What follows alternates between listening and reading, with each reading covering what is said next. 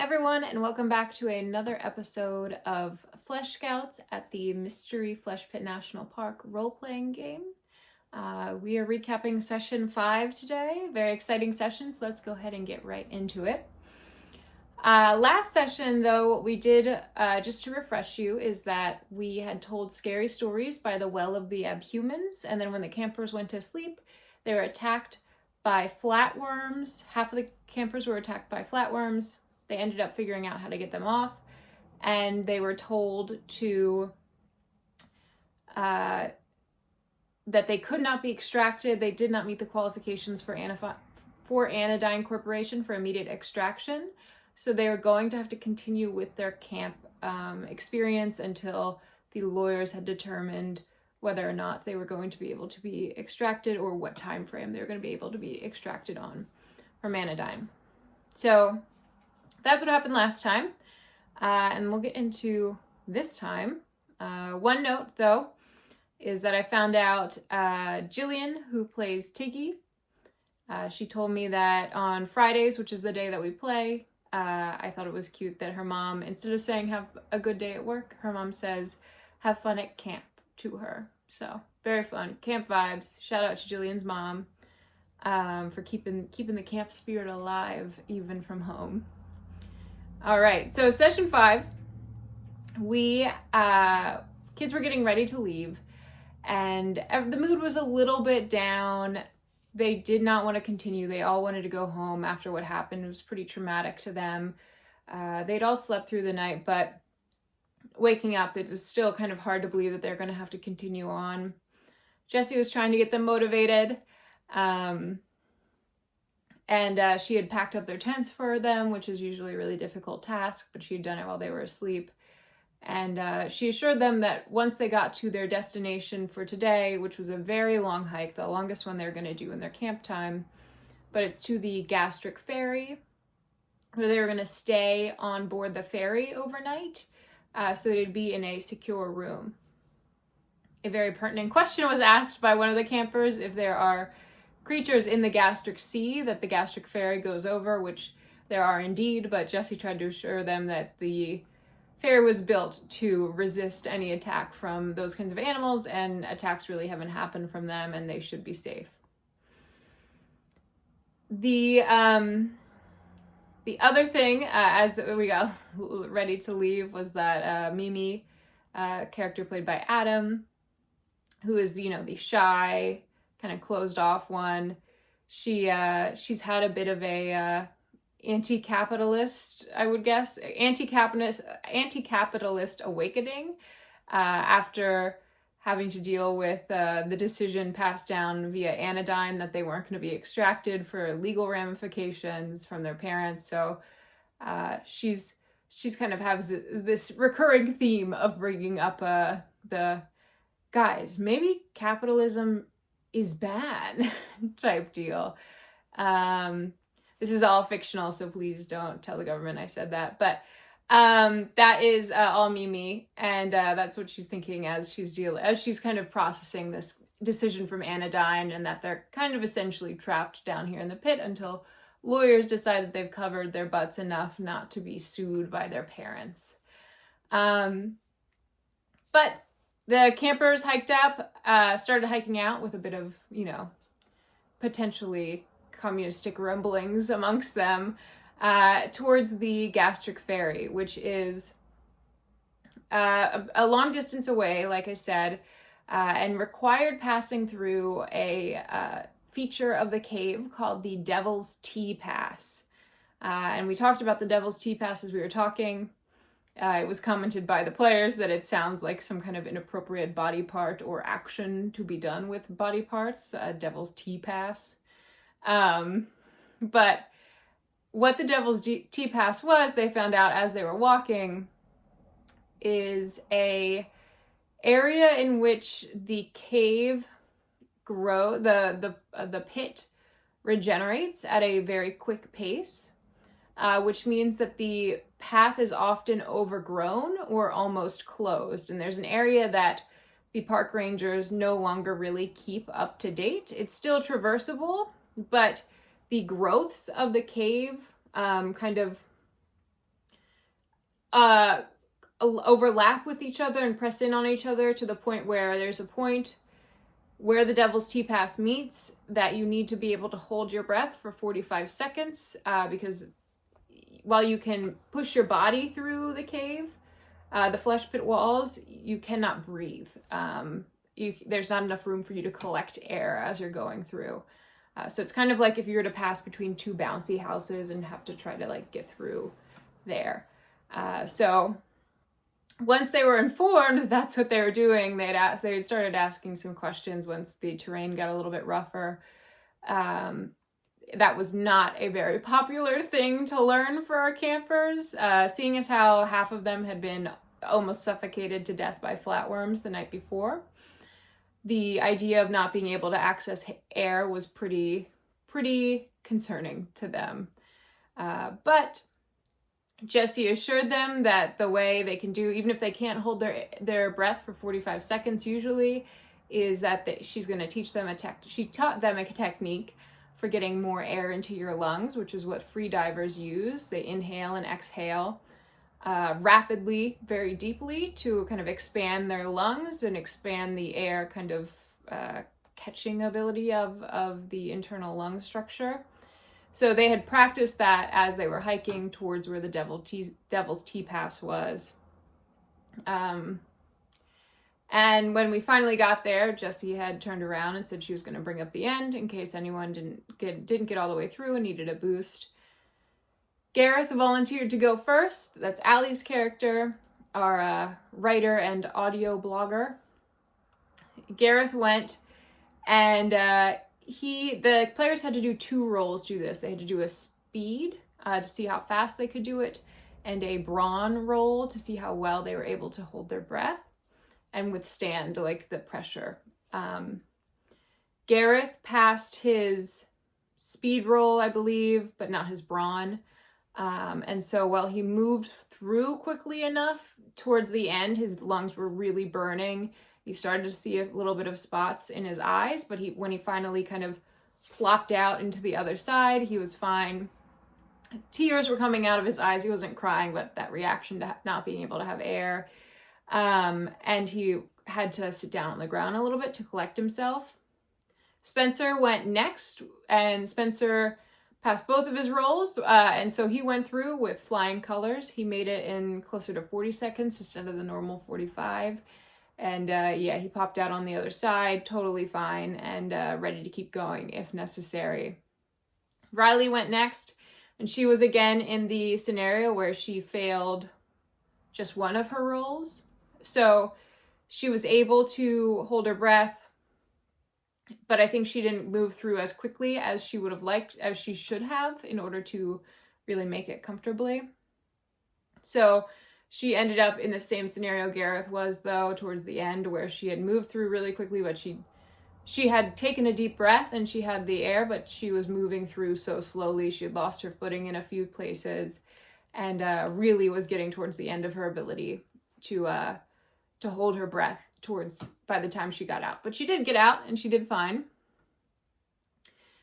Jessie then turned and said she was concerned about both Tiggy and Mimi. These were the last 2 campers that were left with us.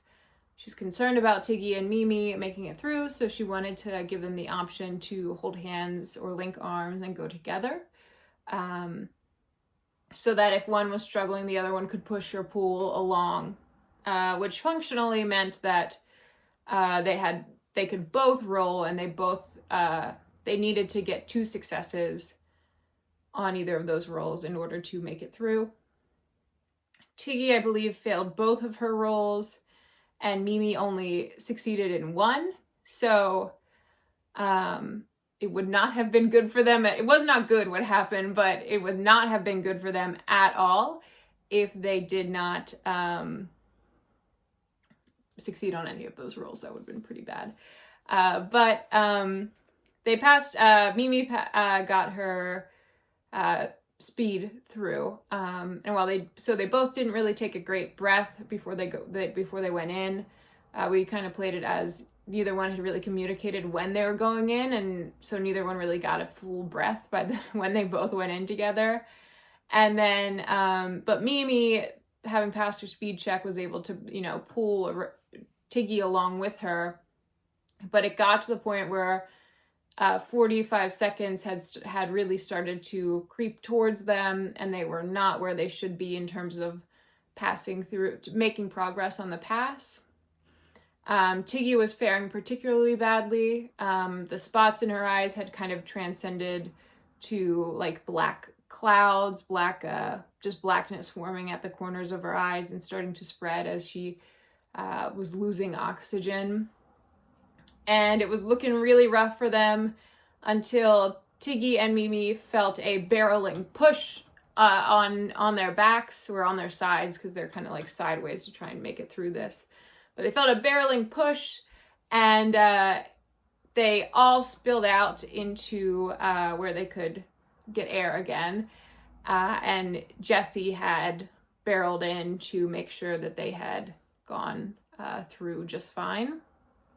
And she was able to push them out before they both lost consciousness in the Devil's Tea Pass. So, but it was not a really it was not a very excited gathering afterwards. Most of the campers felt re-traumatized by that and what had happened the day before. They were not a happy bunch. Particularly, it was stressful for Tiggy, when we all kind of sat down together to regroup, she started crying, saying that it was all her fault. Everything that happened was her fault, and she didn't know that it would happen, and she was so stupid, that kind of thing. And it came out that Tiggy had, the night before the flatworms attacked the campsite, Tiggy had broken up an Oreo into 4 pieces and led them coming out of the well because she's obsessed with bugs, as we remember, and she really wanted to see the bugs that might be attracted to the Oreos. Little did she know that would result, in her mind, that resulted in the creatures, the flatworms, finding the campers and almost killing her, Riley, and Spencer, along with Jessie. But Jessie, seeing that she was very upset, informed Tiggy that the 4 pieces of Oreos were untouched when she was cleaning up the campsite. She did not know what those were. They had been covered in liquid from the Well of the Abhumans, so she had kind of figured that maybe in their fear, one of the campers, probably Gareth, had an accident and had, dropped what looked like 4 pieces of wet Oreos. But she told Tiggy that there was, now that she knows what it was definitely untouched, and she strongly does not believe that was what attracted them to the campsite. So Tiggy did not need to be upset. She was still a little upset as we sat outside of the exit of the Devil's Tea Pass and opened our lunch, which was ham and Swiss cheese on rye with mustard. And as we were all eating and kind of talking about different things that happened, Tiggy caught a glimpse out of the corner of her eye of something white, kind of scuttling, small and white, kind of scuttling against the flesh wall. And it disappeared into like a little crevice, like an an incropping, a little hole in the cave wall, but it wasn't like a tunnel, it just was like a pocket. She went in to try and see it, and it looked like a white rock with no discernible limbs or features. And she very quickly ate her whole sandwich and started to like investigate it with her light and look down at it to see if she could understand what it was. And as she was doing that, a bit of sandwich crust fell out of her mouth onto the ground, and the rock opened its legs up and had its claws out, and it scuttled out grabbed the piece of crust and began to eat it. Tiggy called Jessie over, and Jessie informed Tiggy that it was a bone mite, which is a creature found commonly in the pit around large bone structures. They eat and exist in relationship to the superorganism's bones. That's why they're camouflaged like that. They look like the inside of a bone. And this one was particularly small. Jessie said it could be a baby or it could just be weird. Bone mites tend to be kind of weird size-wise sometimes. So it could stay that size or it could get much bigger. And then the campers kind of all began looking at it, and more rye crust was sacrificed to the creature, and it happily ate it up. Tiggy asked if she could keep it, which the campers had already named Kabuto after the Pokemon. I'll put that here. It does look very similar to a Kabuto Pokemon, but if this was like made out of entirely bone. So yeah, Tiggy asked if she could keep it, and Jessie said that it has to stay outside of tents, has to stay away from toes because they're known for pinching toes and breaking toes, and with their big kind of crab pinchers. And she also couldn't take it with her when they get extracted from the pit. Once the lawyers finally decide that they can leave, it has to stay here because you can't take creatures outside of the pit.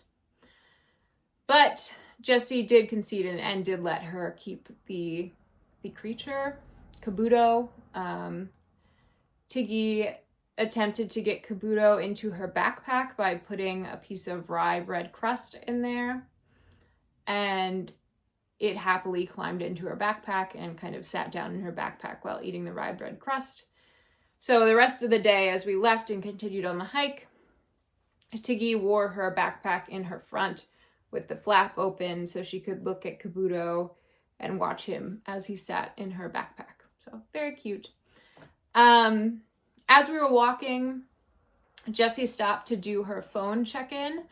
We passed one of the iconic blue phone lights sponsored by AT&T. Those phone lights, not this video.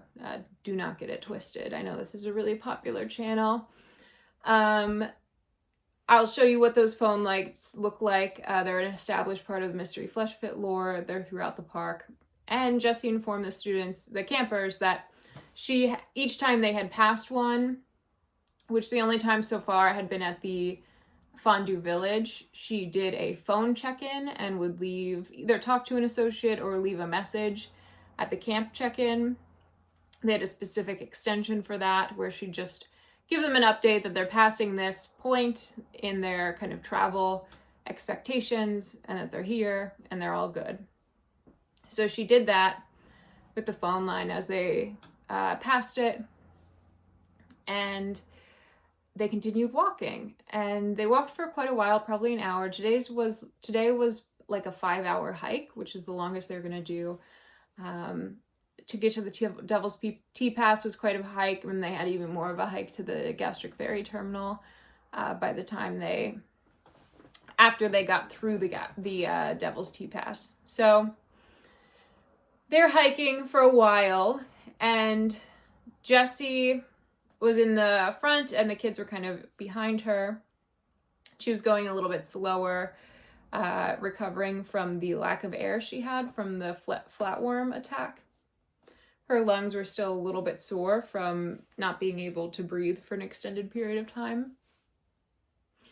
And as they were hiking, some of the campers started finding things. So Mimi found a single shoe that looked like her shoes and all the other campers' shoes.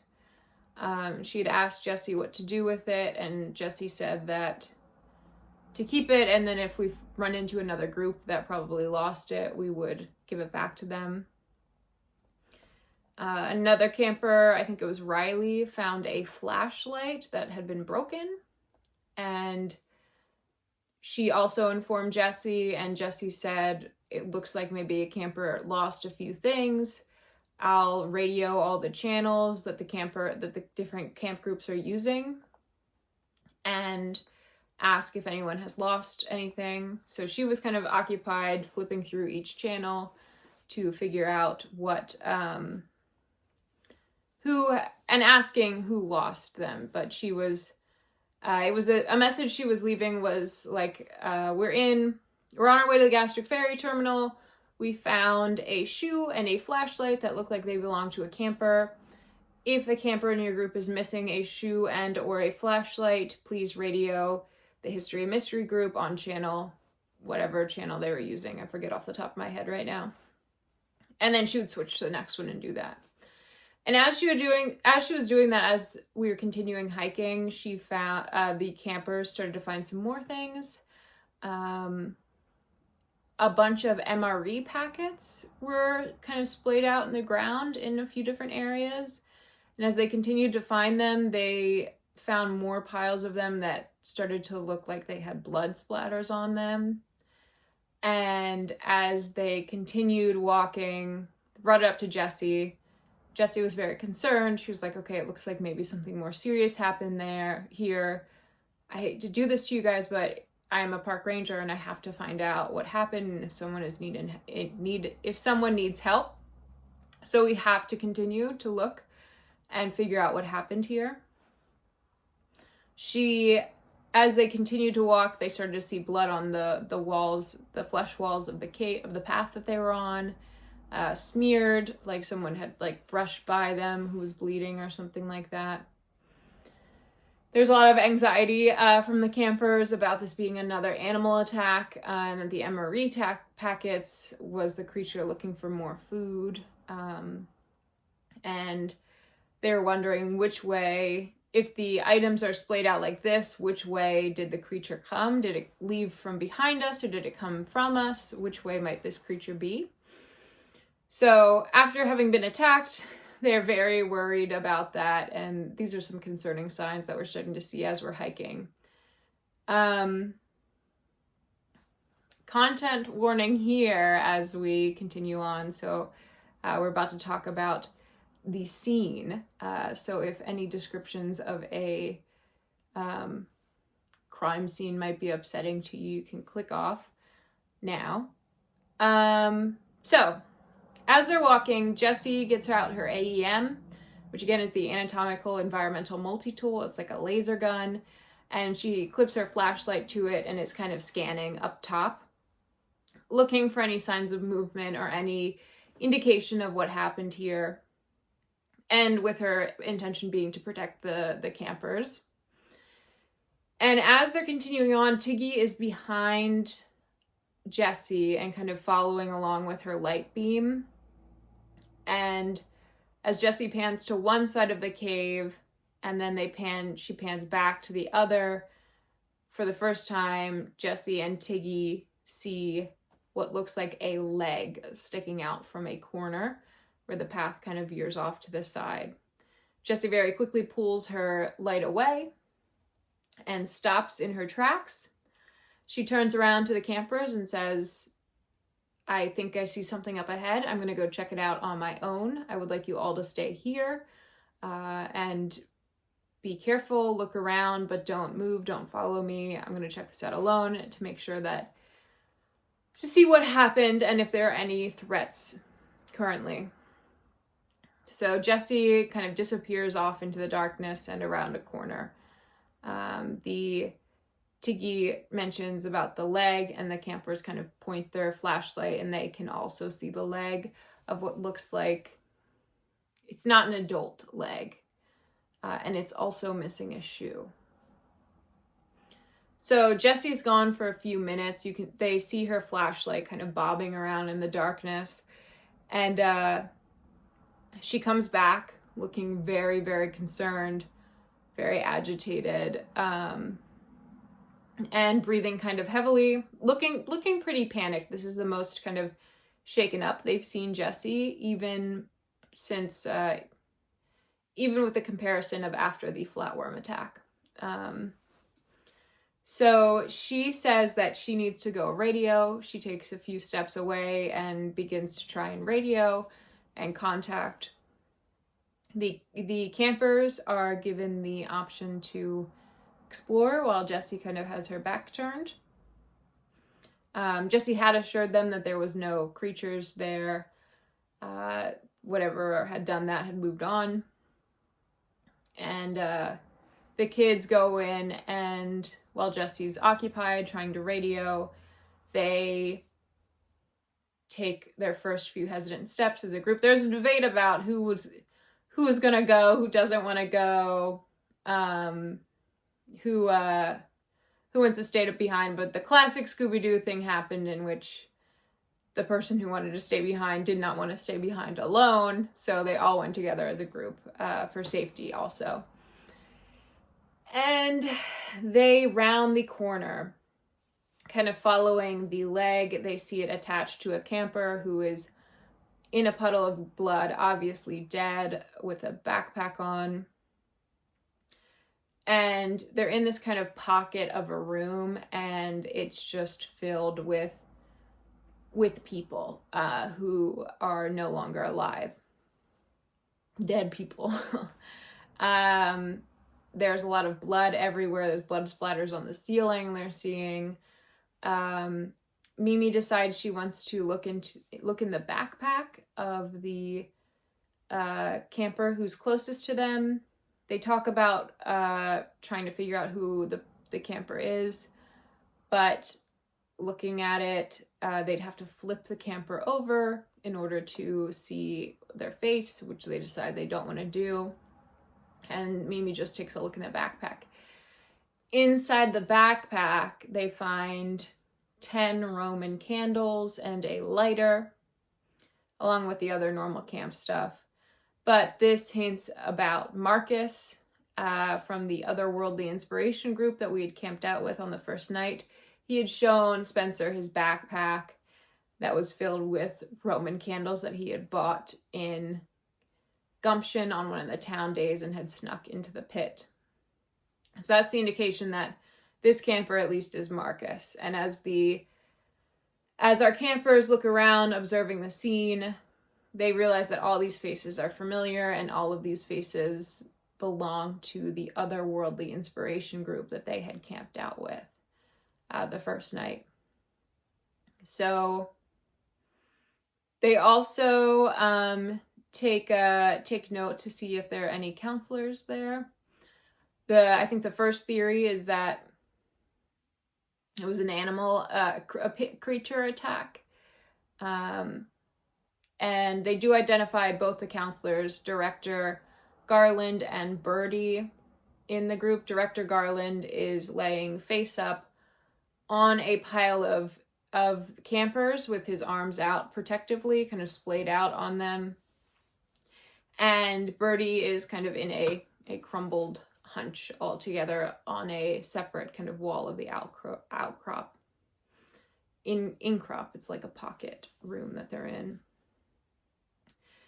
They continue to look, and what Tiggy decides she's going to investigate Garland's body, and she finds that he had been he has wounds across his chest, several wounds. It looked like he had been trying to shield some of the campers behind him, but was unsuccessful. Tiggy looks down, kind of following his hand to where it's kind of left open, and right by his hand, she finds a gun, which it's a pistol, a Glock. And Maria, who is one of our NPCs from Gumption, her dad's a miner, a like hi-ho kind of miner, not like a literal miner. She takes a look at the gun and she's like, well, we have to see how many bullets are in it. And she very expertly opens the cartridge, sees there are only one bullet in there left, and opens the chamber, takes a peek at the chamber, and sees that there's one still in the chamber. So she informs Tiggy of that, says he must have kind of unloaded most of his clip at something, and there's only 2 bullets left. Tiggy asks how Maria knew about guns. Maria informed that that's what her dad makes her and her sister do with him every day on Father's Day, go to the range together. So as Tiggy is looking at that, Gareth goes over to Birdie to see what's going on there. Gareth tries to get a better idea of the wounds on the whole group to see what is happening there. It seems like everyone has 2 types of wounds. Deep marks, gashes on their torsos, different areas, but mainly the torso, or large holes that are black and slightly burnt around the edges. The Gareth Gareth, from watching a lot of Cold Case, because he's a sophisticated middle schooler, identifies that these actually might be, they're not consistent with anything that he can think of in the pit. Either of these wounds, particularly the ones that are gashed in the torsos, look more like stab wounds than any kind of animal attack. The campers then start to theorize that this might be a case of pit fever, that maybe one of the counselors had turned against the group, had gone mad, and had attacked the group, killing them all. It was looked... Birdie was searched to see if she had either an AEM, which is what they had deduced what made the holes with the burnt edges around them, or a knife. And an AEM was found in Birdie's bag, but it was collapsed and it didn't look like it had been used. And so there's some questions looking over this crime scene. It did not, well, this attack scene, it did not look like it was a pit creature.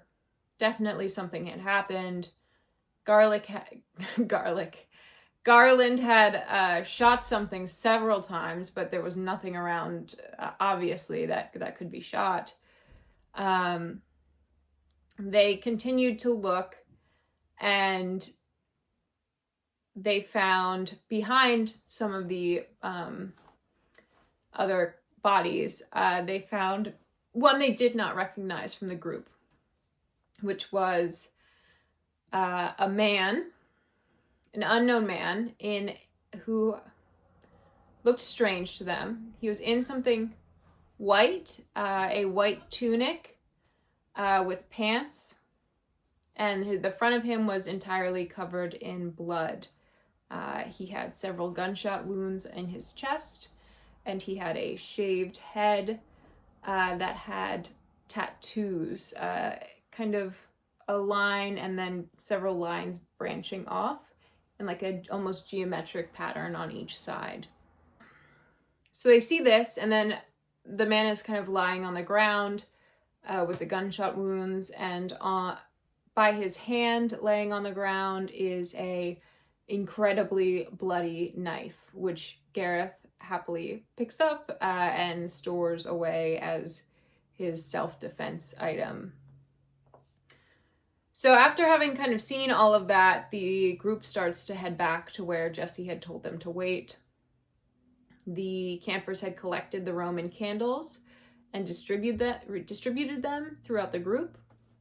Mimi had originally kept the lighter and the bulk of the Roman candles, but after she found the anatomical environmental multi-tool, the AEM gun, she gave most of the Roman candles to Mimi, because Mimi did not feel comfortable with the handgun. She gave the handgun to Riley, because Riley's dad hunts and she's a little bit more comfortable around guns and knows at least a little bit about gun safety. Mimi, with the giant laser gun, knows nothing about gun safety, and as she's trying to assess if the item is, if the laser gun is broken or whatever, she accidentally discharges it into the wall on the other side, creating like a burning hole in the flesh.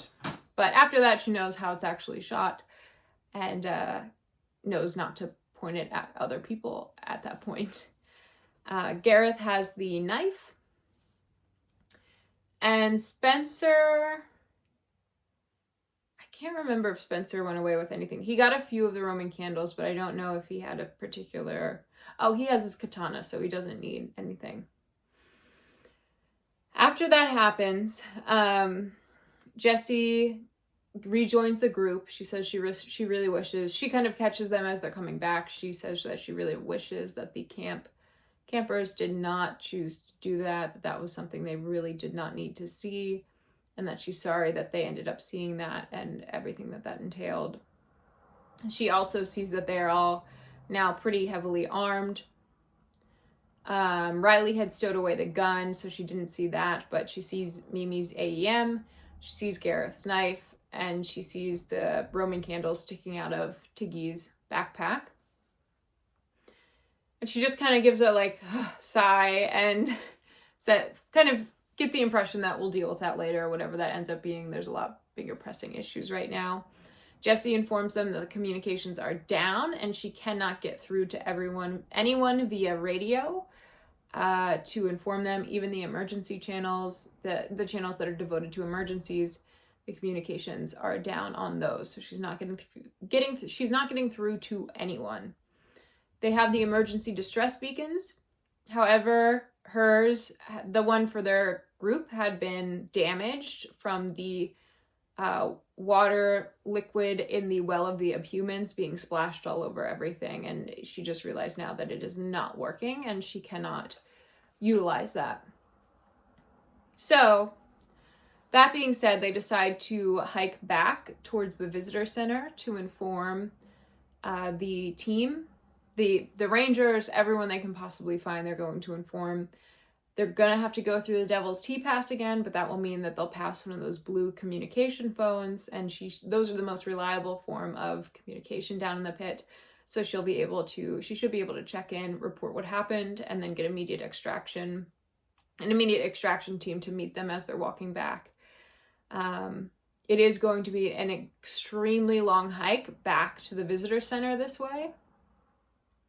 They have to, they're going to have to stop for the night at one point. They just can't hike that long continuously. So it's going to be, if they really push it, they can do it in 2 days with one night's rest in between. But it's going to be tough and it's going to be a lot of work.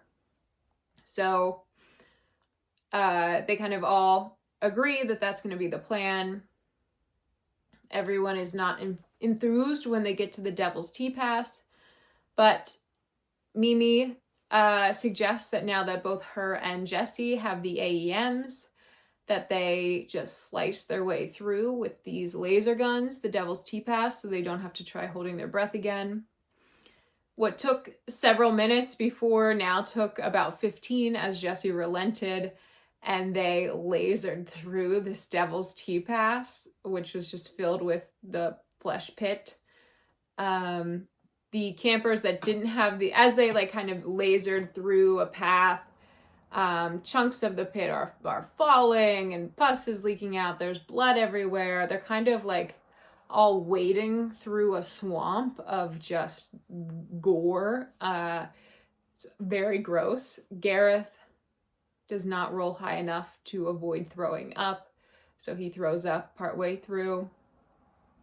The Jessie, as they're going, is kind of teaching Mimi a little bit more about the AEM and how to be safe with it and some things to know. She finds out that the AEMs don't necessarily need charging. They have their own reactor in it, but they can overheat if used too much. And as they got towards the end of the Devil's T-Pass, slicing and cutting, Mimi was doing one half of the arc of the path and Jessie was doing the other. So together they were kind of making a little path for everyone to get through. Mimi could feel her gun really start to substantially heat up towards the end. meaning that if they only had one AEM, it would have overheated by the time they got through. But now that they have two, they were able to do it.